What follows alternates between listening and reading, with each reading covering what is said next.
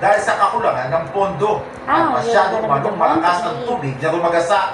Pag tinamaan po yan ng malakas na agos ng tubig na may kasamang malalaking bato at troso galing po sa taas, ay masisira po talaga. Kung hindi po, nasisira na para po bang natutunaw lahat na pag dinaanan nawawala. Iniimbestigahan na rin umano ng binuo nilang fact-finding ang sanhi ng pagguho ng mga dike.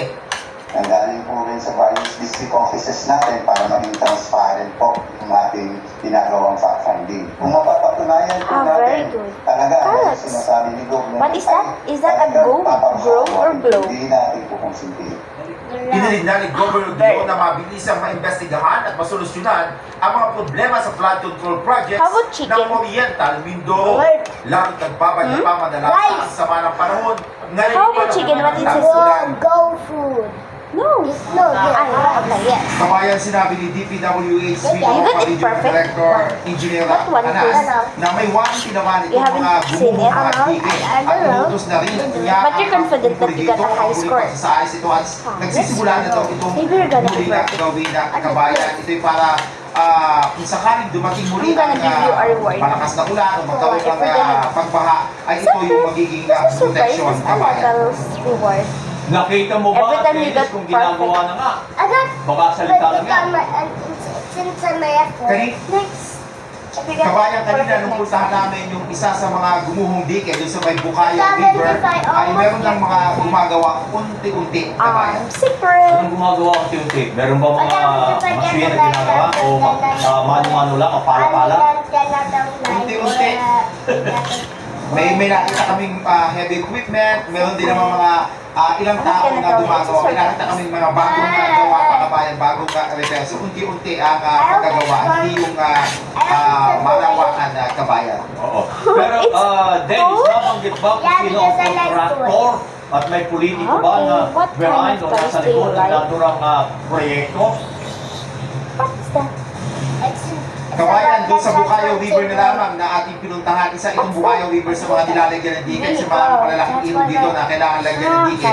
Doon sa Bukayo River, kabayan, mahaba yun, pero iba-iba kasi yung mga kontraktor na gumagawa. Siguro, doon sa isang location lamang namin pinuntahan, ay may 4 na kontraktor, kabayan, ang gumagawa doon na kabayan. Kaya my reward maraming is mga not kausap. that Sabi nga the ni silver is special, Governor Dulong, but I will put ay efforts mula for that 2023, reward.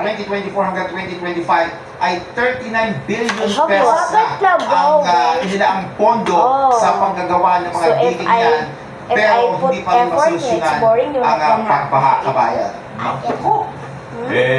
Elementary pa lang ako. Yung Bukayo River na yan, ay namin alam na umaapaw ang tubig. So wala pang politiko na sinasabing binabanggit behind sa naturang mga proyekto. Wala pa.